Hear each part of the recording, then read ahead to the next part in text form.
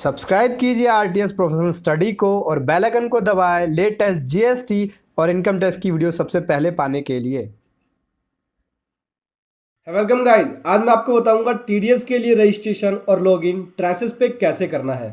तो इसको समझने के लिए बने रहे मेरे साथ वीडियो के एंड तक। सो दोस्तों, उससे पहले मैं आपको कुछ इंपॉर्टेंट चीज़ बता देता हूँ। ट्रेसेस पे लॉगिन करने के लिए या रजिस्ट्रेशन लेने के लिए आपके पास टैन नंबर होना चाहिए और जो आपने टीडीएस की लेटेस्ट रिटर्न फाइल करी है वो होना चाहिए, उसका टोकन नंबर होना चाहिए, रेगुलर स्टेटमेंट जो आपने फाइल करी है फॉर्म 26 की वो आपके पास होना चाहिए और चलान होना चाहिए जिसकी आपको डिटेल लिखनी पड़ेगी। ठीक है दोस्तों, उसके बाद क्या करना है, ट्रेसेस की साइट पे आएंगे। ट्रेसेस की साइट पे आने के बाद यहाँ से आपको ऑप्शन मिलता है लॉगिन।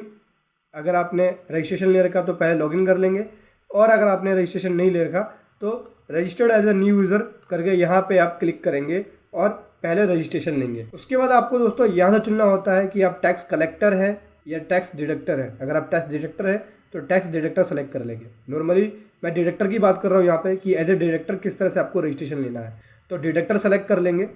और उसके बाद अगला आपको यहाँ पे लिखना होगा टैन नंबर ऑफ डिडक्टर। जो आपके पास टैन नंबर है वो टैन नंबर लिखेंगे। फिर उसके बाद ये कैप्चा दिख रहा है आपको, जो इमेज दिख रही है इसके अंदर जो टैक्स है वो लिखना है, फिर प्रोसीड पे क्लिक करना है। देन उसके बाद यहाँ से फॉर्म 26 क्यू आ जाएगा, फाइनेंशियल ईयर आ जाएगा और जो आपने रिटर्न फाइल करी होगी उस फाइनेंशियल ईयर के अंदर फर्स्ट क्वार्टर की रिटर्न, उसका token number, receipts number, PRN number आपको लिखना होगा, provisional receipts number. Provisional receipts number जो है आपने रेगुलर स्टेटमेंट जो फाइल करी है उसके साथ आपको मिलता है, तो जो प्रोविजनल रिसीट्स नंबर होगा वो आप यहाँ पे लिख देंगे। उसके बाद अगला स्टेप आता है, यहाँ पे आपको केवाईसी की डिटेल डालनी होगी। जैसे कि जो आपने चलान उस रेगुलर स्टेटमेंट में दिखाया है उस चलान की किसी एक चलान की डिटेल दे देंगे। उसका बीआरएस कोड क्या है, डेट ऑफ डिपॉजिट क्या है, चलान का सीक्वेंस नंबर क्या है, चलान का ट्रांसफ़र अमाउंट क्या है, मतलब कितने का चलान है। ठीक है, उसके बाद पार्ट सेकंड में आपको डिटेल देनी होती है कि आपने कौन से पैन नंबर के अगेंस्ट वो चलान अमाउंट ट्रांसफ़र किया है। इसी 3 पैन की डिटेल दे देंगे और उसका अमाउंट दे देंगे। अगर आपने एक चलान के अंदर किसी एक पैन की अगेंस्ट उस अमाउंट को ट्रांसफ़र किया है तो उस अमाउंट को यहाँ पे लिख देंगे। फिर उसके बाद दोस्तों अगला स्टेप आता है, आपको ऑर्गेनाइजेशन की डिटेल देनी होती है। जैसे नेम ऑफ डिडक्टर, फॉर्म का नाम क्या हो गया, ठीक है, ये आपके पास ऑटो भी आ सकता है। और कैटेगरी ऑफ डिडक्टर क्या हो गया, पैन क्या है डिडक्टर का, मतलब फॉर्म जो है उस फॉर्म का पैन नंबर क्या है, और जो ऑथराइज पर्सन है उस ऑथराइज पर्सन का पैन नंबर क्या है, ऑथराइज पर्सन की date of birth, authorise person की जो डेस्टिनेशन है वो पार्टनर है या प्रोप्राइटर्स है, तो प्रोप्राइटर है तो प्रोप्राइटर डाल देंगे। उसके बाद अगर आप यहाँ पे authorise person as a employee है, क्या आप एम्प्लॉई है तो आप यहाँ पे एम्प्लॉई की डिटेल येस या नो में दे सकते हैं। उसके बाद दोस्तों यहाँ पे आता है एड्रेस की डिटेल।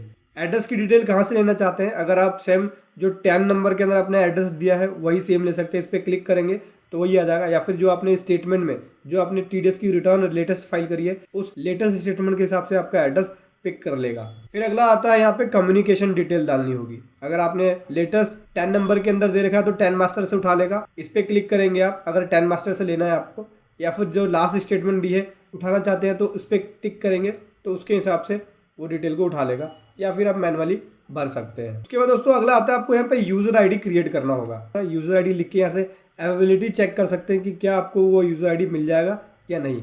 फिर पासवर्ड डालेंगे, ध्यान रखना पासवर्ड जब डालें तो थोड़ा यूनिक डालें, जैसे फर्स्ट लेटर कैपिटल में हो गया, फिर स्मॉल में, फिर स्पेशल करेक्टर और फिर नंबर भी यूज़ कर सकते हैं। फिर कंफर्म पासवर्ड क्रिएट करेंगे, फिर कंफर्म पासवर्ड डालेंगे, फिर देन आप क्रिएट अकाउंट पे क्लिक करेंगे।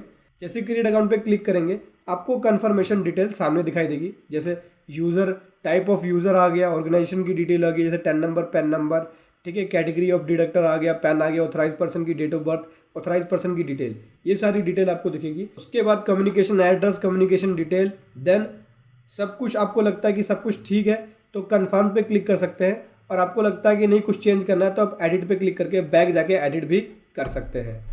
इस प्रकार से दोस्तों जैसे ही आप ऐसे कंफर्म कर देंगे आपका रजिस्ट्रेशन सक्सेसफुली सबमिटेड हो जाएगा। फिर दोस्तों आपके पास यहाँ पे एक्टिवेशन लिंक भेजेंगे मेल पे, मेल के थ्रू जाके आप उस अकाउंट को एक्टिवेट कर सकते हैं। क्या करना है, जैसे लिंक पे क्लिक करेंगे तो इस तरह से पेज खुल जाएगा। यहाँ पे आपको यूज़र आईडी डालना होगा, ईमेल के थ्रू जो कोड है वो डाल देंगे, एसएमएस के थ्रू जो कोड है वो डाल देंगे।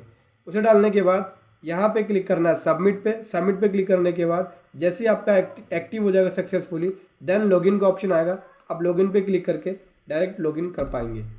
या फिर आप ट्रेसेस की साइट पे जाके यहाँ पे लॉगिन पे जाना है और लॉगिन पे जाने के बाद यूज़र आईडी, पासवर्ड और टैन नंबर डालने के बाद ये वाली इमेज डालेंगे, फिर उसके बाद आप इजीली लॉगिन कर पाएंगे। तो दोस्तों इस तरह से आपको ट्रेसेस की साइट पे लॉगिन करना है। सिंपल से 5 स्टेप को फॉलो करना है। 5 स्टेप को फॉलो कीजिए और इजीली रजिस्ट्रेशन कीजिए ट्रेसेस की साइट पे और लॉगिन कीजिए। Thank you so much. जय हिंद, वंदे मातरम।